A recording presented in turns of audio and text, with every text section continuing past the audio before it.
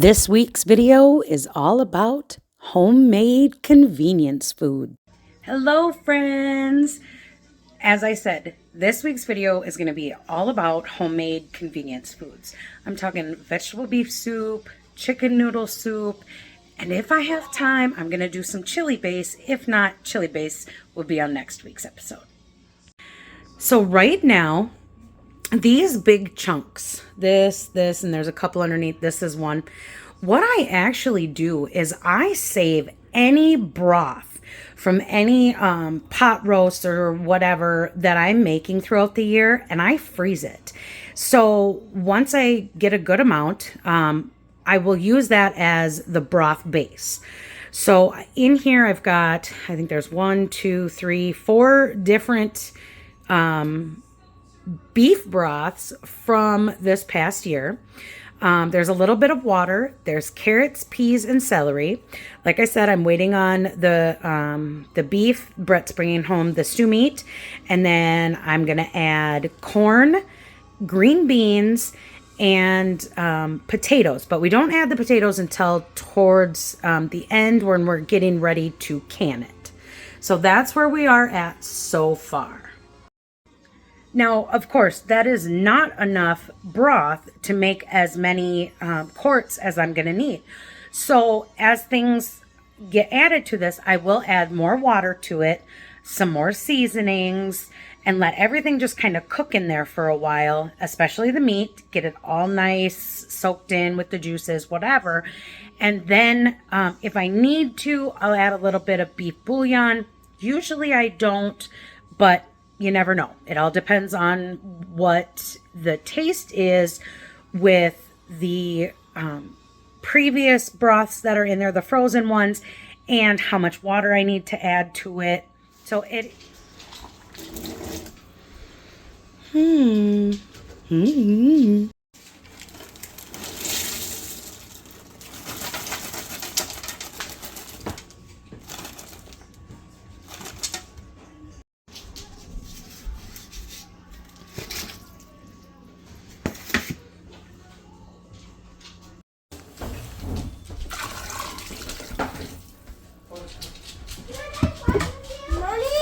What?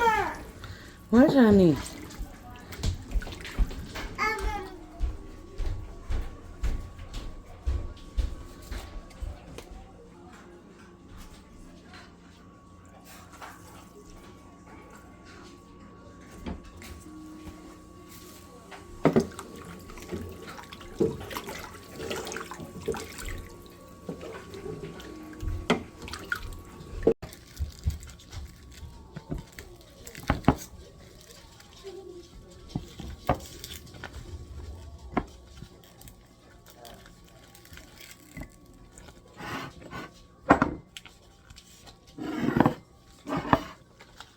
Well, good morning. It is the next day because it got really late after putting away all the groceries and getting the meat done and starting the stew or soup, and it just got to be too much. So put everything in the fridge, and now we're going to start again today.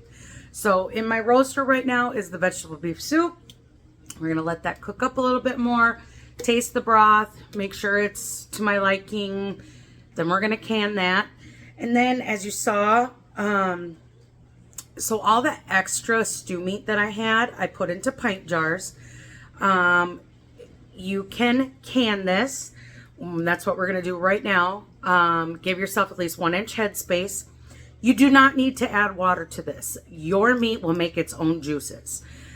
Something you can add, some people like to add a little bit of salt. I don't. I just don't feel I need to. It's not for preserving or anything. It's just for taste.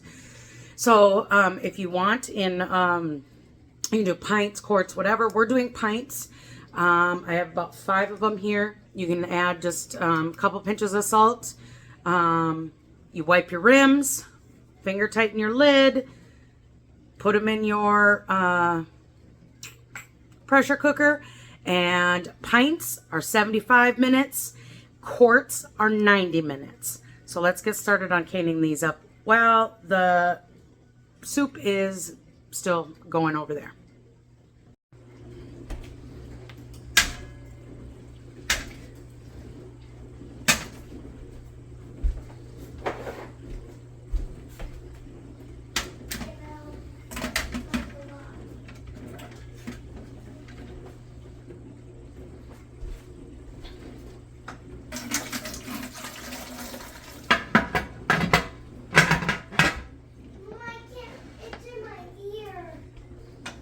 All right, so I steamed up my gauge, but it's at about 15 pounds of pressure. My weight is rocking.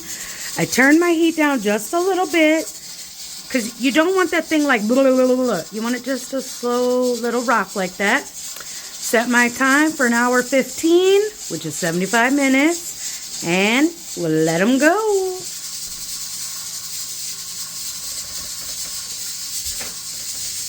Okay. So if I look like I got tomato stuff all over me, I do. Remember, I'm filming 2 videos in over the next course of a few days. So, all right, we're on to the soup now. So what you hear in the background, that is the canner. It's got leftover stew meat that's going. I got my phone is recording right now, so I can't tell you how much time I got left. It's at least half an hour. Anyway, so with that going, we're going to get the soup into jars. Now, you can do this however you'd like. I do it this way just because I like to make sure that each jar has enough vegetables and beef in it.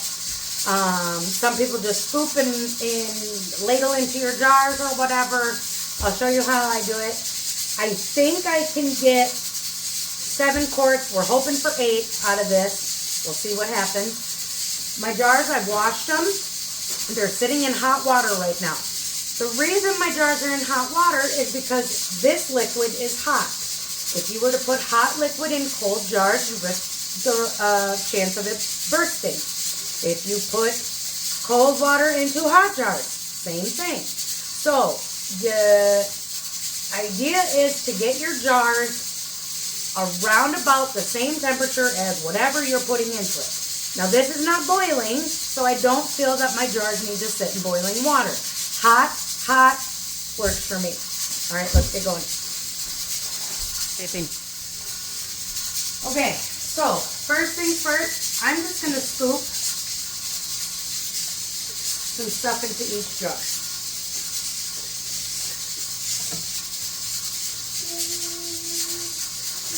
Yeah, that's a good amount.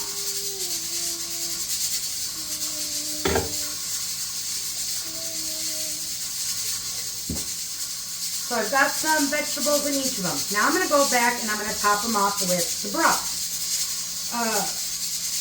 Yeah, let's do that.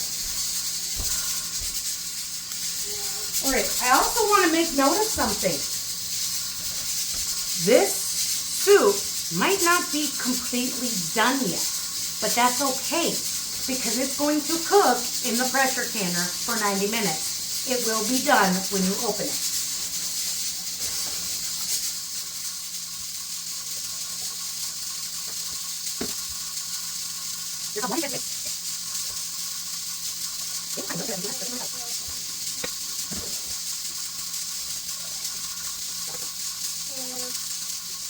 All right, go ahead, finish filling up the rest of your jars, and we'll be back.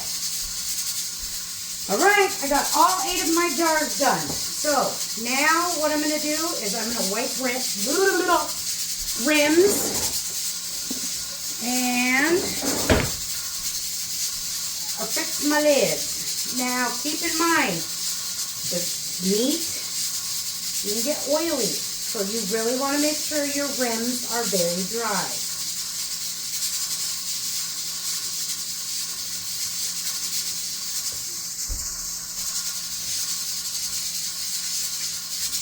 I have my lid sitting over there in that hot water, soaking to kind of,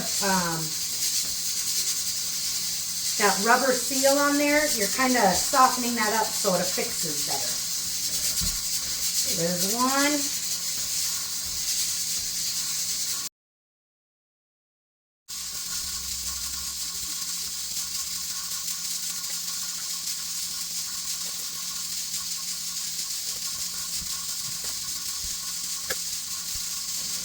All right, I got 15 minutes and 25 seconds before the meat is done.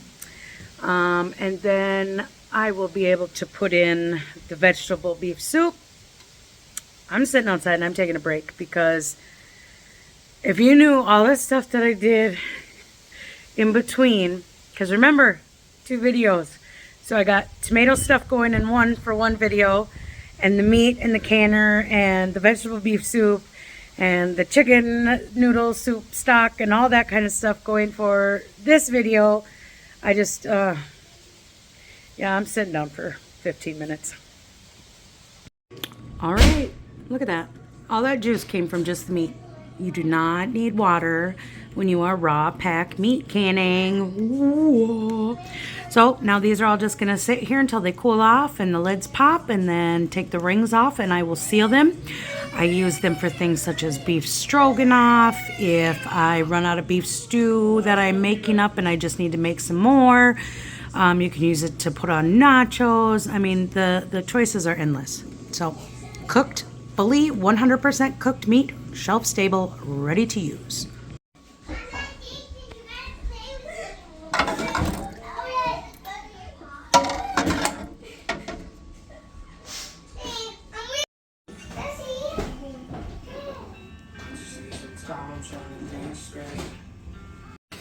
All right, now we can start on the chicken noodle. So I've got 3 of our chickens in here. We did these up this year. I'm just adding, I don't know, maybe an inch of water on the bottom of my roaster to keep them from scorching. All right, so seasoning. This is pink Himalayan sea salt. So we're gonna put some of this in.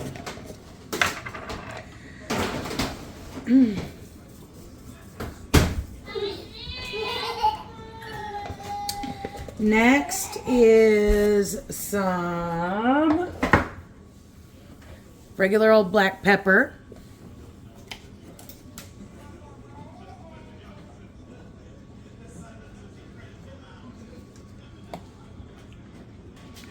Majoram.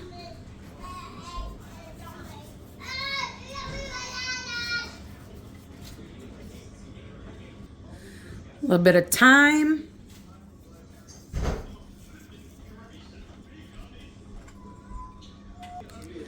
Poultry seasoning.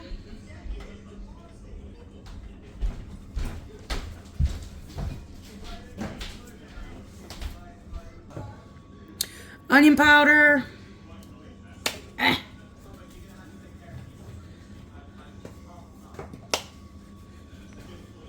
And rosemary.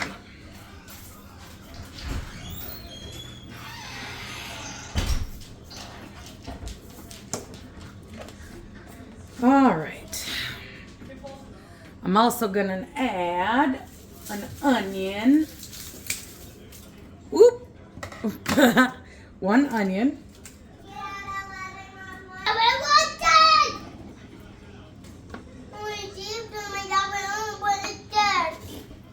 There we go. And then we're gonna cover this, turn it on to 325, 350, and let it cook for a long time. It's gonna take a few hours until the chicken is nice and done. So I realized a little bit too late what I did. So we're kind of going backwards here. All right. So the chicken was done. What I did was I took and I peeled off all of the pieces of the meat that I wanted to use in the chicken noodle soup. I added more water, my vegetables, which was only carrots, onions, and celery, and a little more seasoning, and I'm letting that cook now. This will be what we can.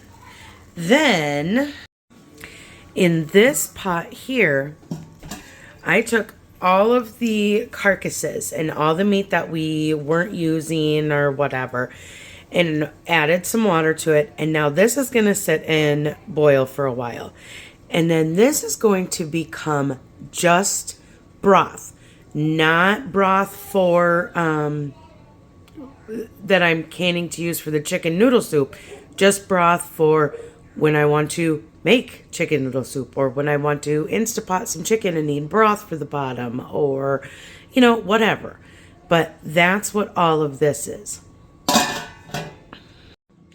So I apologize. I kind of moved a little bit forward. I can't say it enough. I'm doing how many videos back all at the same time.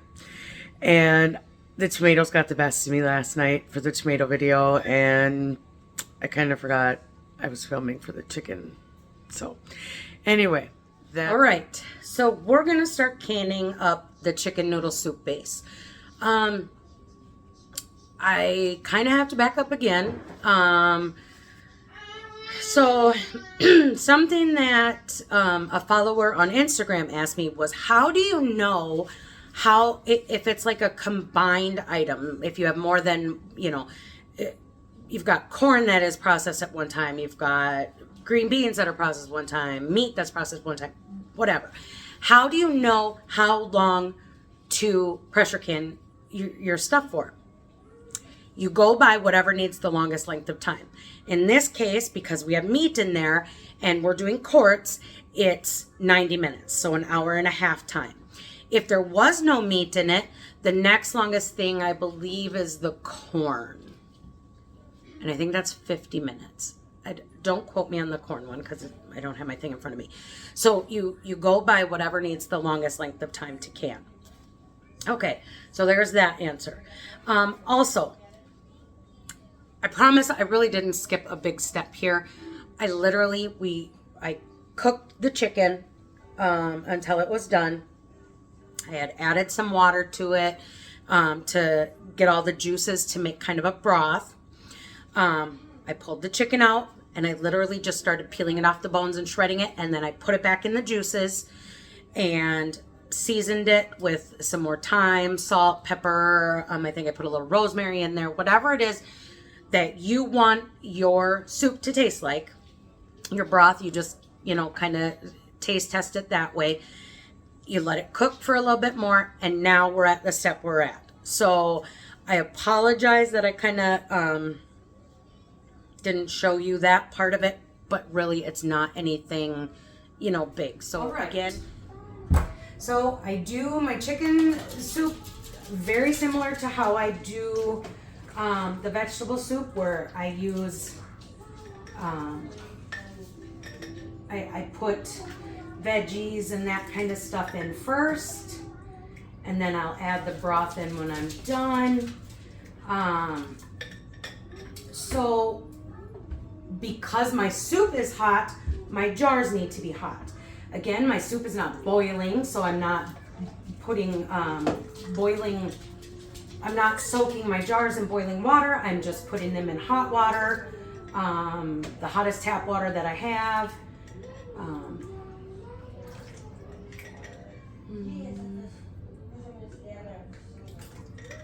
That looks good. And then once I get all my jars filled, then we'll go through and pour broth over the top of them.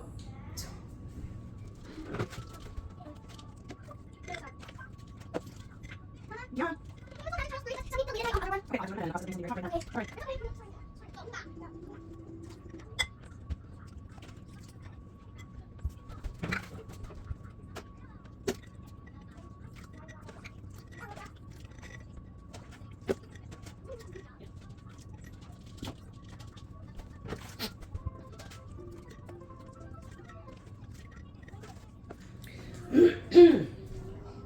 All right, so I'm stopping at 7 quarts because that's what can go into my canner right now.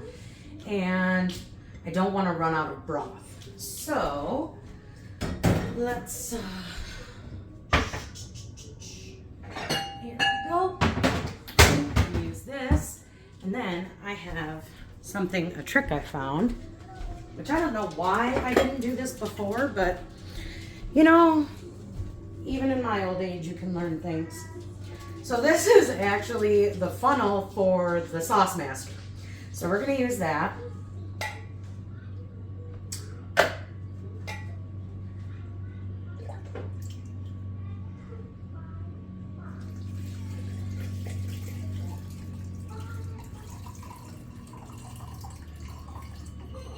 And again, give yourself about 1 inch headspace.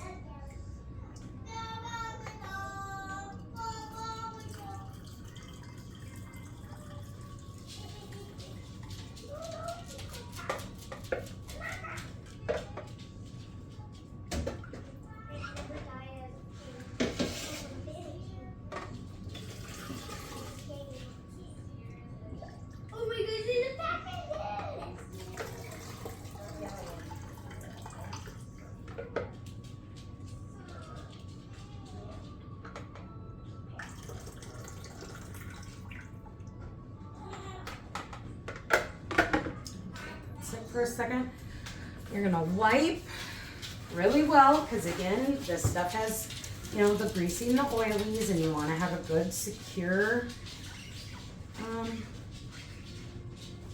seal.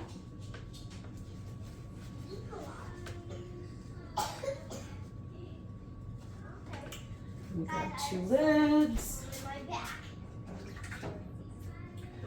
and then I get to figure out where I put my rings.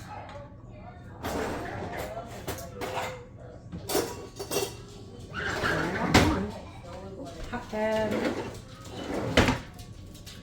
Alright, so we'll do 1 and then let me find my ring. Just a minute. Alright, found them.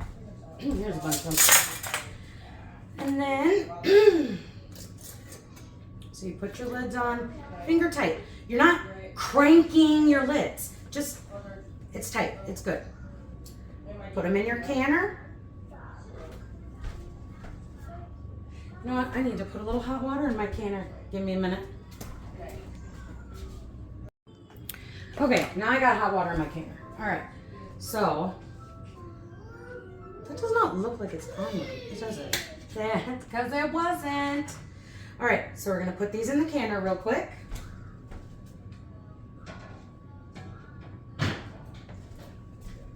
And then we're gonna fill up some more.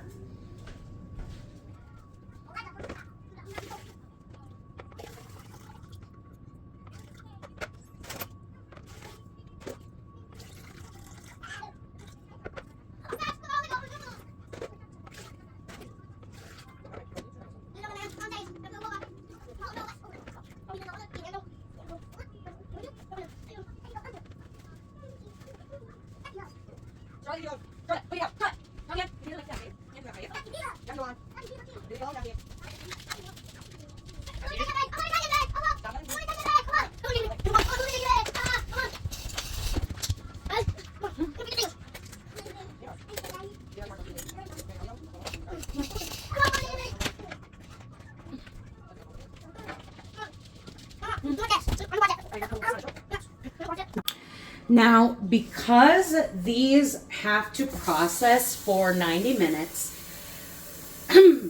I add more water to my pressure canner than I normally would for things such as green beans. Like normally you'd put maybe, I don't know, 2 inches of water at the bottom, give or take.